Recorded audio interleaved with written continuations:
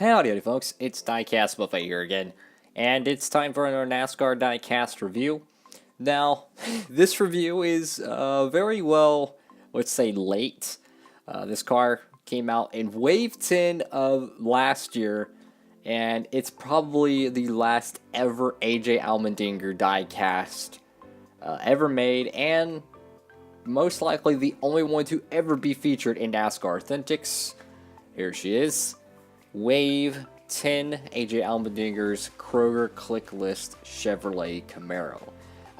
This is a car that I've been holding on to for quite some time. At the time of this recording, I'm kind of in the the diecast slump. There hasn't been any new waves that have hit my stores. I've been checking everywhere practically, it seems. Still no Wave 1, still no Wave 2, still no the Daytona 500 wave, still no nothing. So, been holding on to these, so I had something to record. So this car was in Wave 10. I mean, you remember I did this review. I skipped on that car, did a review on that. That's the car we're reviewing now. Did a review on that. I already had that car and I did a review on it. Did a review on that, and I still have this one to do a review on. That's the only two cars left I haven't reviewed, is these two. And from first glance, I think this is the only car this year that has had the big 47 sticker, I think. The big, or not 40, but the big sticker. Like, generally it's like about yay big. No, this one's like, it's like a full-on giant Band-Aid. I mean, this thing is just out there, guys. It is definitely out there. It's pretty cool, though. I'm not gonna lie, it's pretty cool. I wish it was a magnet, though. That'd be cool to get a big magnet like that. That'd be pretty cool. But nonetheless, from first glance, this car looks, it's definitely different. You know how like it kind of has like these vertical like stripes, but they kind of look like they're like tearing or like fading. There's a bunch of different colors. It's what it kind of reminds me of Eric Almirola's Ford Fusion, but this car, it's not a bad looking car from first glance, but you really don't know until you get it out of the box. So without further ado, let's go ahead and do that. Here she is, folks. AJ Allmendinger's Chevrolet Camaro. Now, this car, I've always wanted an AJ Allmendinger car, you know, just something different, you know, a 47 car is all the little sponsors here. Like this just looks stupid. Like Juan Pablo Montoya's 42 Impala had a bunch of little bitty sponsors all over this, and you can even say Kyle Larson's Chevrolet SS back when he was sponsored by Target. You've seen a bunch of little sponsors on it, but they were all the same color. So like their car was red and all the little sponsors were white, so it was just like a bunch of little white design, but you still seen Target on the side. Well, in this case, the main three colors of this car is the dark blue, red, and white. Well, you come over here and you clearly see Cheerios yellow. You see like the Velveeta, you know, gold trim. You see the Bush's beans. I mean, like that, I'm okay with. I'm okay with the deck lid having that, but like this, it really should have just said Kroger.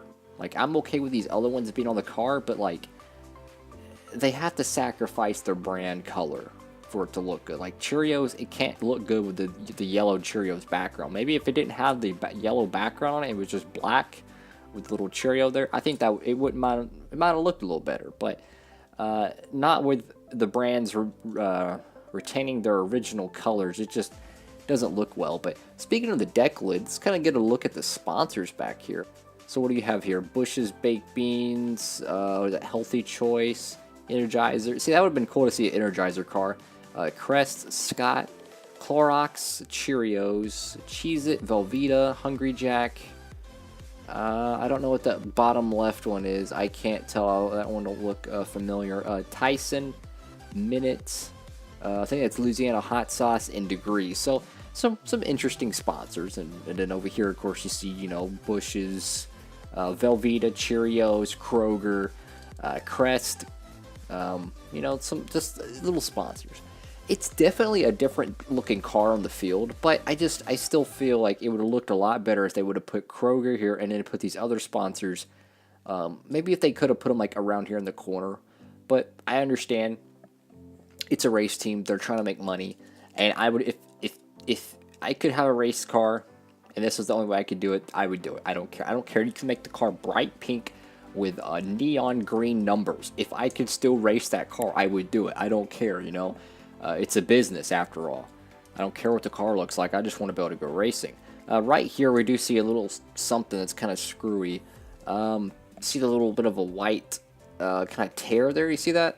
Right above my left thumbnail. You can kind of see that right there. I don't know if I can fix that or not. Yeah, that one's unfortunately looks like it's stuck there, but you know, that kind of happens. But that tends to happen.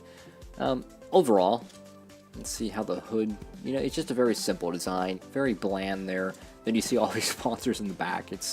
I mean, you see more contingency sponsors over here in the left rear than you do over here. I just don't like the sponsor placement. It kind of looks all over the place. And then like back here, I think this looks really stupid. Stupid when sponsors do that. Like, what is it? Clint Boyer's Rush Truck Center car, like on the back little I was just gonna say over the back windshield, you have like it says Rush Truck Centers and it says Rush Truck Center. Instead of just saying one of them, it's just like 2 blocks, and it looks really stupid. And as you can see, we see that on the back here. Just it looks really sloppy.